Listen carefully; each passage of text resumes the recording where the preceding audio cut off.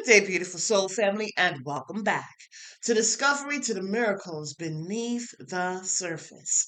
All the honor and all the glory and praise goes to our Heavenly Father and King of Kings, King Yahushua's name, Yeshua HaMashiach, Yahweh Shai.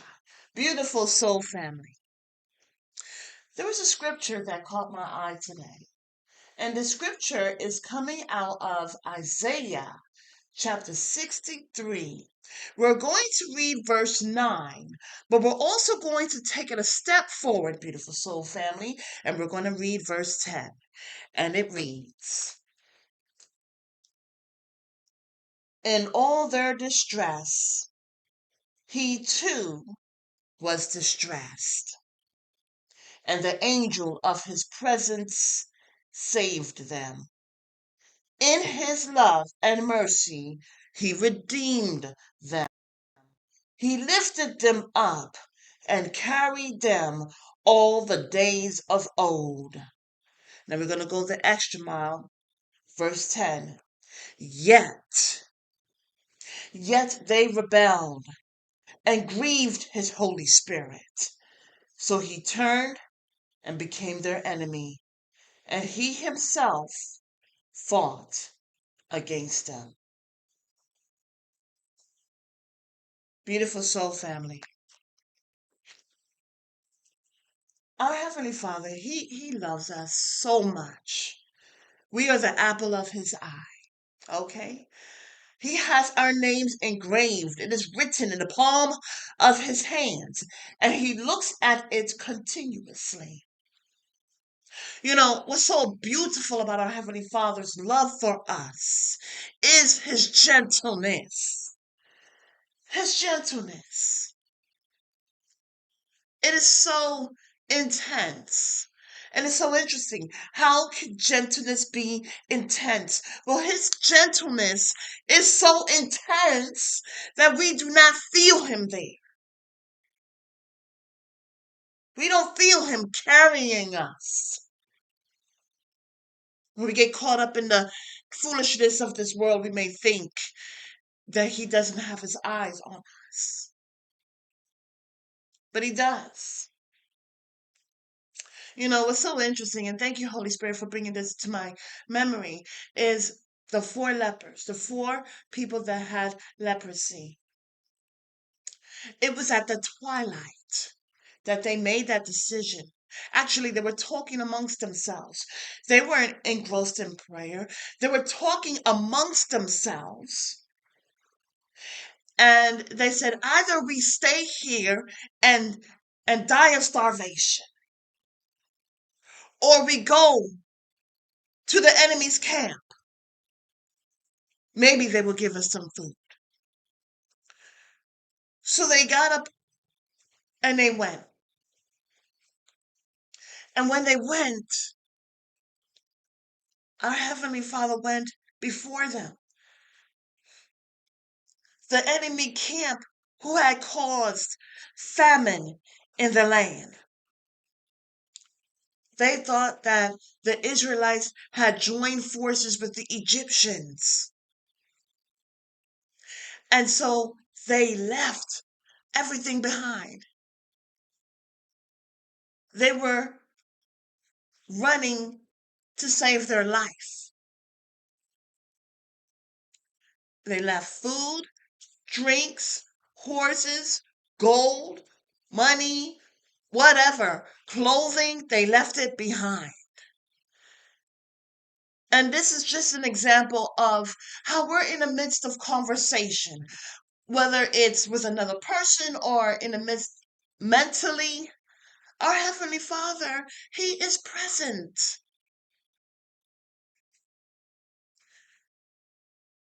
Now, another account is Elijah. Elijah was running for his life because Jezebel was killing prophets left and right. And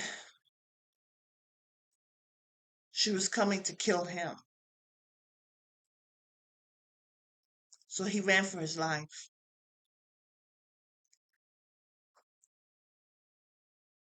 And our Father was not wondering, but asking him,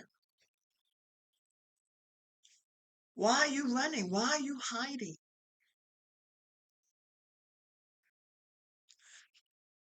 In that account, it shows that the mountain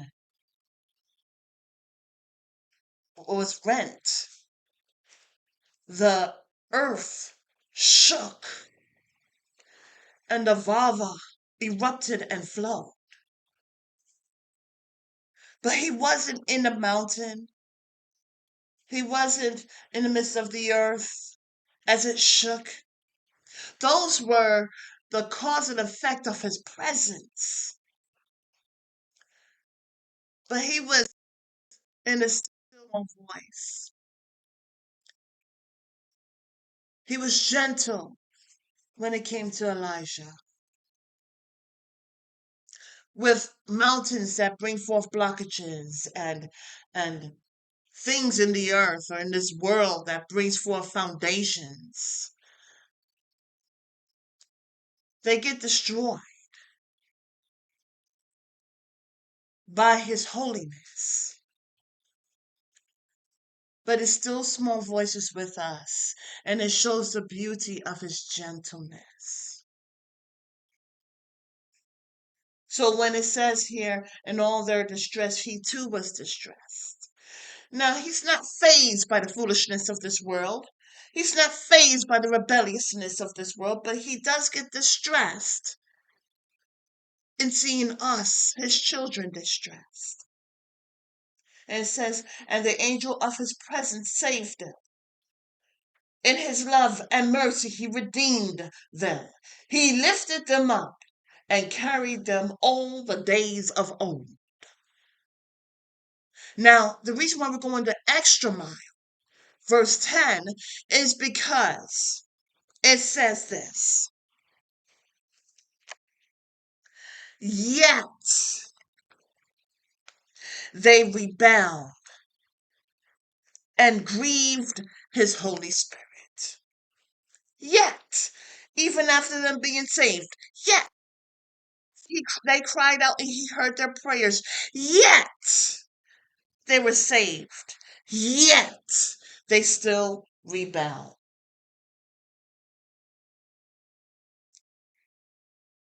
It is easy to look at others and say, look, when we're pointing, one finger goes to them, or even two fingers goes to them outside, but we have three fingers that are pointing back at ourselves. Three fingers. The sword is not one-edged, it's double-edged. And I believe that when a situation of any kind, let's say a situation where it's a problem, we have to see the whole problem. So that when we have a solution, it is not only utilized for half the situation, but for the whole situation. What am I saying? I am saying that it is not enough to blame the person outside of self. We must also look within. You see, beautiful soul family, even though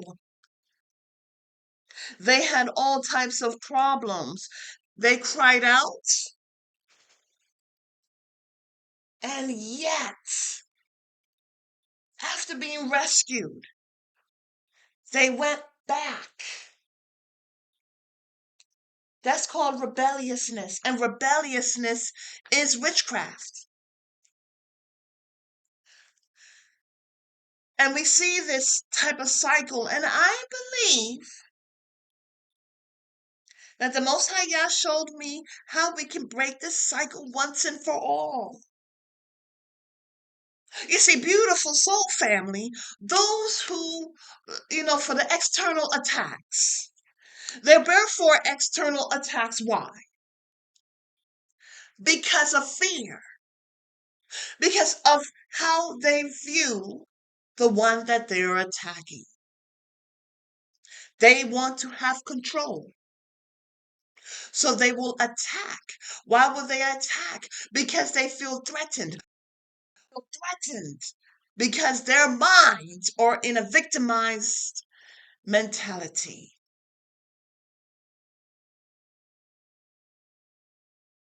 So it's not so much external, but it is internal. Why do I feel victimized? What am I doing that is part of this equation? See, with every aspect of an equation, there is an equation to come to that point. So then there's an external equation, but there's also an internal equation that brings that portion to its value. Beautiful soul family, victimization is something that is part of the problem. A plus B equals C. The value of A plus the value of B equals C. Anything in the value of A that can bring forth a shift can change the whole equation. So on and so forth.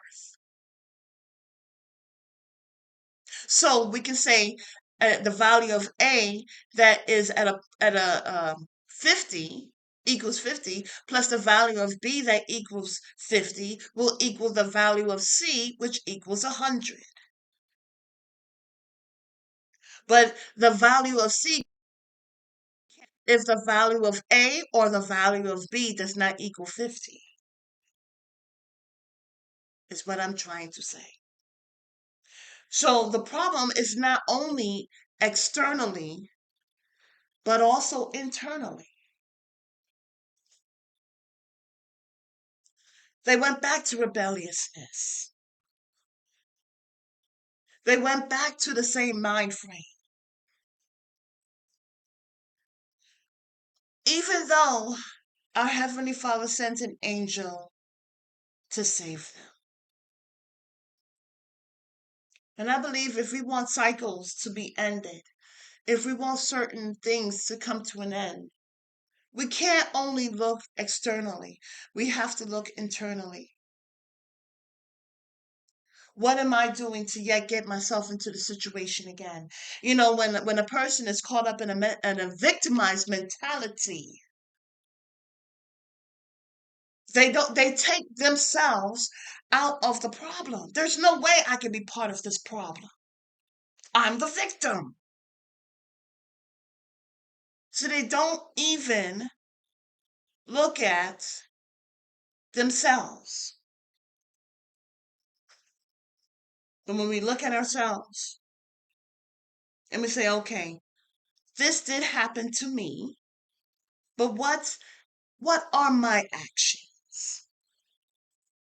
What am I doing? And in order to see it from that aspect of prospection, we can't be in victimized mentality. So we got to step out of a situation. The Most High was showing me a doctor, and he's looking at his patient, listening to his patient, his or her, okay?